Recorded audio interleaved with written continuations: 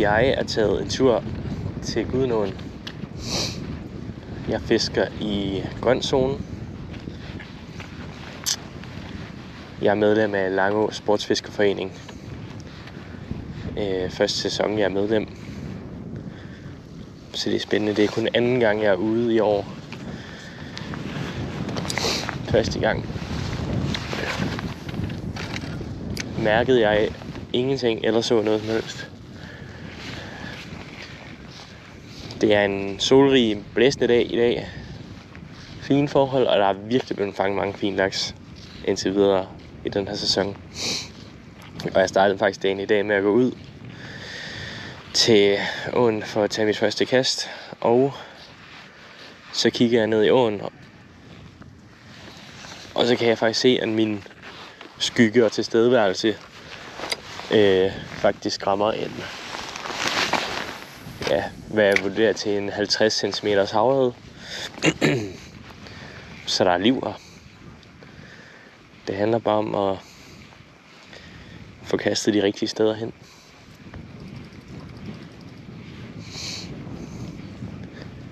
Jeg har sat en 24 grams Karl K gennemløbsspænder på.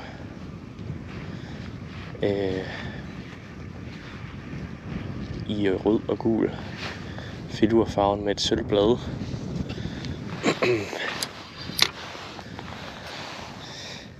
Vandet er en smule tonet. Det bliver nærmest ikke mere tonet i Gudenåen, end det er nu. Og så tænker jeg også bare, at de her forårslaks, de gerne skal provokeres så meget som muligt. Så det er derfor,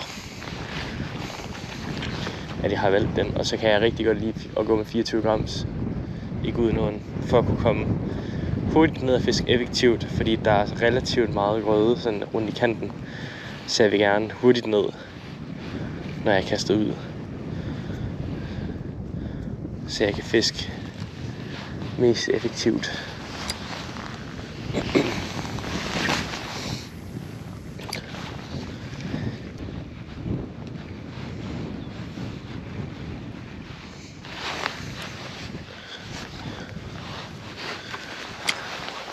Jeg skal til at fiske et sving nu, hvor jeg ved, der er blevet fanget forårslaks den her sæson.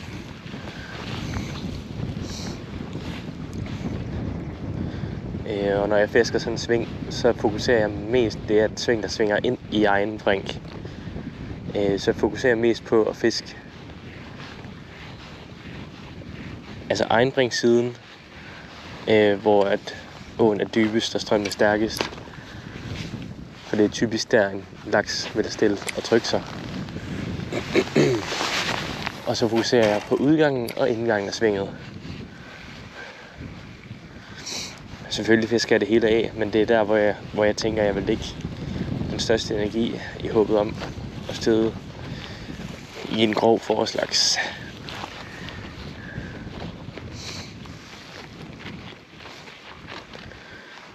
Jeg har 2 lystfiskere, der går lige bag mig.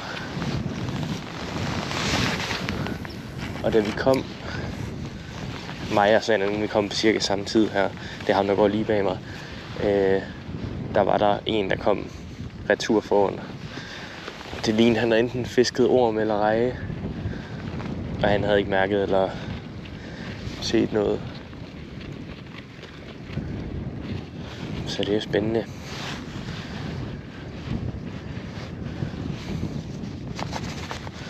Mig og ham bagved, vi går begge to med kondomspænder. Jeg har ikke luret, hvad farver han går med, men jeg synes, det ligner, at han også går med noget i de gule-rødlige nuancer, ligesom jeg gør.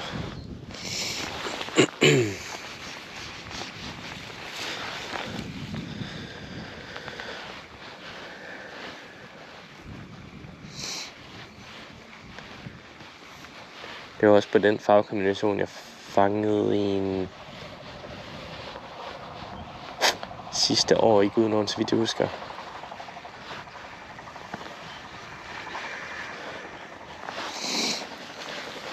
også en 24 gram station, der startede jeg nemlig med en 20 grams.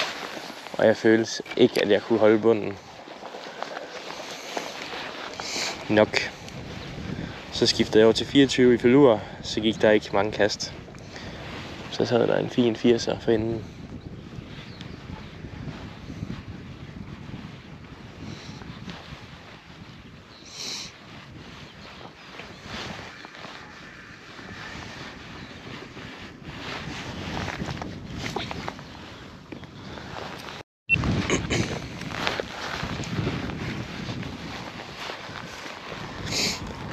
Jeg står og fisker midt i svinget lige nu.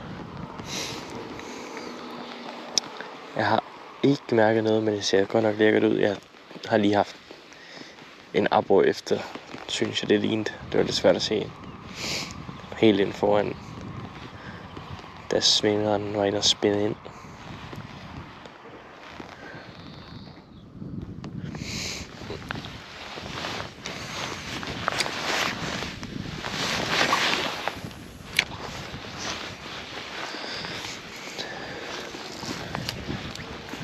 Jeg lader spænderen svinge så meget som muligt her. Fordi at tit, hvis sådan spænderen kommer ind imod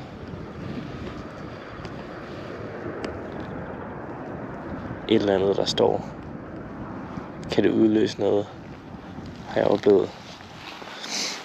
Altså, forestil jer, at spænderen kommer sådan ind imod sådan her, så de bliver troet på en helt anden måde, end hvis den bare kom susende forbi i åen.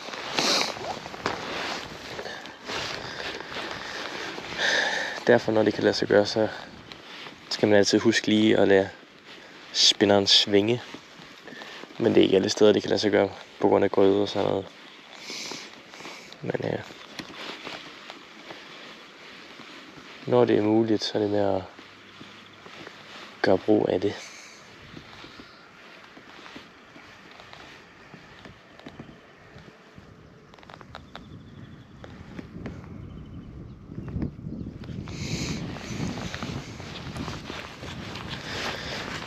Sidste år,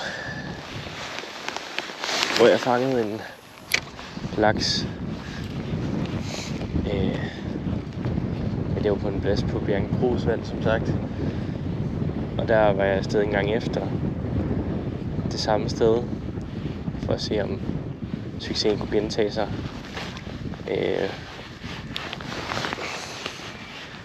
Der stod ikke en på præcis samme plads, men i området, der stod en, fordi jeg tog et kast, der var jeg fanget den helt ind langs bredden, hvor der kom en, jeg vil skyde på en lille laks, eller tog den lige inden foran fødderne på mig.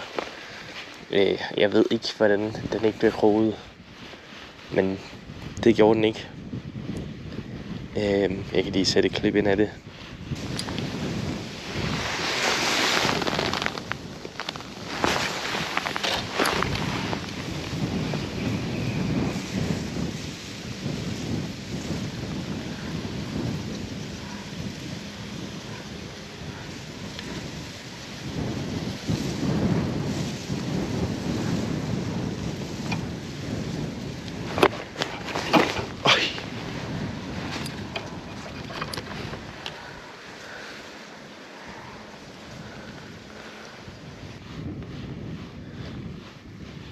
Men i hvert fald det viser, at det er meget vigtigt også at fiske egen brink. Selvom det ikke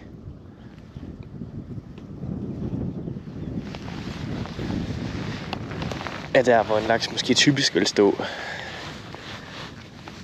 så kan det godt ske, at de gør.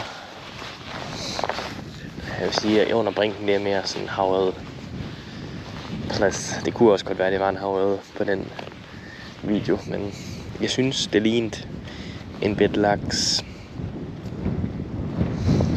I hvert fald så tror jeg, at jeg vil sige, det var det for nu.